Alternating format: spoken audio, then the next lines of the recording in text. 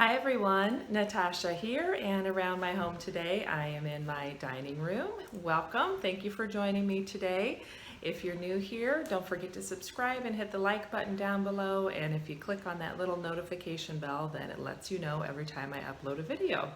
So today is day 9 of our 10-day clutter clearing challenge, and for the challenge that Denise Lynn has listed in the private Facebook group, Day 9, she asked you to go through a follow-up questionnaire. So before we even started, she had issued a questionnaire. I have my notes here on the side. And just some basic questions before even starting the task or the project of clutter clearing. And it's all part of that mindfulness aspect, and I've mentioned that yesterday in the video, of just bringing more attention to the energy, the feeling, the emotions that come with your stuff and your space. So what I thought I'd do today is just share with you a few highlights from my questionnaire that I filled out prior to starting this process, and then the questionnaire that I completed today, and just where I'm at with things. If you'd like to do a little clutter clearing while I'm going through, feel free to do that, and this will be your little something on in the background. So, all right, so the first question she asked was, when you walk into your house right now, how does it make you feel? And what I wrote prior to starting on the very beginning process, I wrote stressed, overwhelmed, busy. I wrote comfortable but too cluttered. I can't focus on the elements I love because the clutter distracts me. And what I wrote today, to basically the same question, when you walk into your house right now, how does it make you feel? I wrote at ease, calm, relaxed, hopeful, confident, and supported. And that's a huge change. And what's interesting, just as a side note, is if you walked into my home 10 days ago and looked around, and you walked in today and looked around, I'm not sure you would see a ton of drastic changes, but I feel the difference, and a lot of that has to do with getting into the basement and the pantry and some of the areas that are not as public, but it sort of weighs on the back of my mind that I know those spaces need work. All right, so question number 2, if a stranger walked into your house right now, what judgments might they make about you based on your current environment? So kind of going along with what I just said. What I originally wrote was not an organized person, holds on to everything, doesn't clean up messes, and procrastinator. And while I might still be a procrastinator because I think my perfectionism tends to get in my own way, I try to clean up my messes, but again, that all goes along with it. My new answer is I take care of things and I have a warm and inviting home. And again, that just goes with the feeling that I have.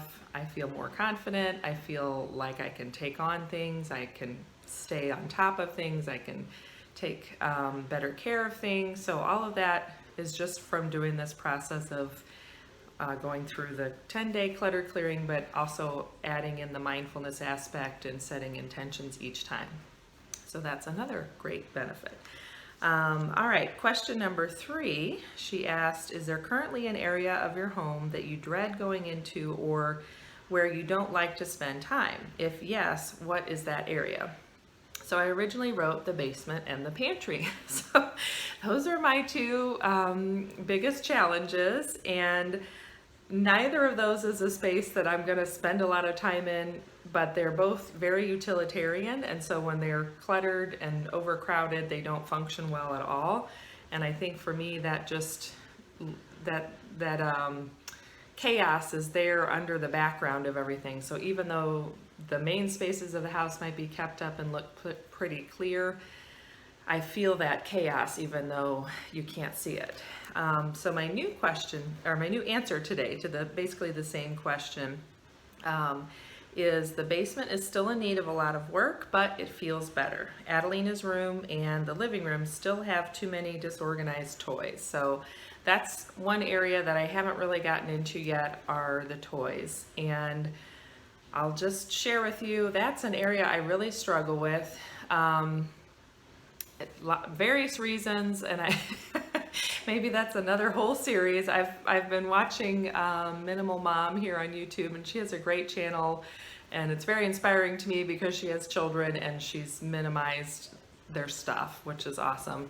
I just always struggle with getting rid of stuff that she's gonna want to play with still, and when I try to get her to help me, she has a hard time letting go too, and everything's precious and she wants to keep it all. So, not that she should be any better than I am, but it just makes it that much harder for me then to go through and just, in a big fell swoop, get rid of a bunch of stuff. So one thing that has helped as part of this process is I realized when I was in the basement, there were some things that are from her infancy and first year of life that we definitely don't need, some toys and stuff like that.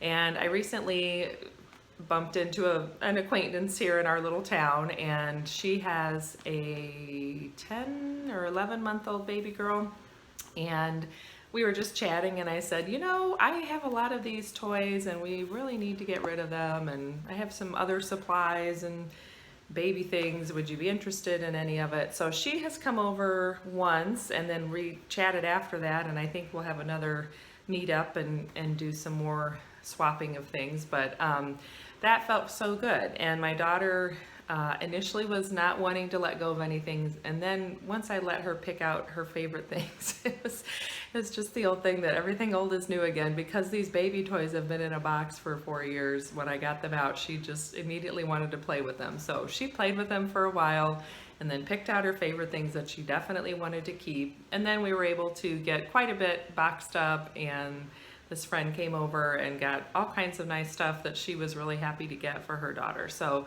that makes the process easier for me next time, just to keep that in mind, that I'm sharing it with someone who needs it and wants it and will love it and use it, and it's getting that use versus sitting in a box in my basement. Now, there are lots of other things in the basement that don't fall into that category of, they could easily get handed to someone, but I'll work on it. So, baby steps, right? I'm celebrating the baby steps. So, and yeah, like I mentioned, I saw her again about a week later, and she said, yeah, if you have this and that and the other thing, I'll take that. So we're going to go through some more boxes and see what we can find. So, let's see, do I need to keep going with the questions? Let me go through, I think there's one other final question. The original one had a couple of different things, but the final question for today, for this self-assessment as we've gone through, she asked, after the first 8 days of this challenge, do you notice any specific changes in your physical or emotional state? Do you have more energy? Do you feel more free? Do you feel lighter? And she kind of mentioned that it may feel, don't be concerned if things feel chaotic after your intensive clutter clearing. Sometimes clutter clearing can cause a kind of healing crisis in which things feel out of balance for a while. It's not a bad thing, it's just shaking up the energy a bit before it settles back down into a more balanced space. To understand this, imagine a stagnant pond that looks clear for the top 6 inches. Then imagine crystal clear water flowing into the pond. It will look murky for a while until the clear water washes out all the debris. So that was something good just to keep in mind, is, and I've heard other people say that too, it gets worse before it gets better, but that's kind of part of the process. So what I answered to that question was that I feel better, I feel more hopeful and more focused. I still have work to do, especially in the basement, but I know I can do it now. Having a mindful approach and setting an intention with each clutter clearing has dramatically changed the process for me. I feel lighter and proud of my home. And then I also wrote to one other spot here, I appreciate all of the comfort and support that my home provides for me. So yeah, there are a couple other questions, but I think that really highlights how this process has gone for me. And hopefully it's been encouraging to any of you that were out there kind of stuck on your clutter clearing journey. And like I mentioned, I plan to do some more videos. I'll probably just for now have to get them up when I get them up until we get into school. And I have more quiet hours that I can film for you. It's a little more challenging when I'm home with my daughter, but that means that I'm spending some time with her through the summer and we're enjoying our day. So I hope you are doing well and this has been helpful for you. Leave me a comment down below and let me know if you've been decluttering lately, what your biggest challenge has been and how you overcame it. I always like to hear those inspiring stories. And like I said, don't forget to subscribe. Click that notification bell so that you find out when I upload videos next. We'll have one more video tomorrow where we'll kind of wrap everything up, and I will look forward to seeing you then. Have a good one. Bye-bye.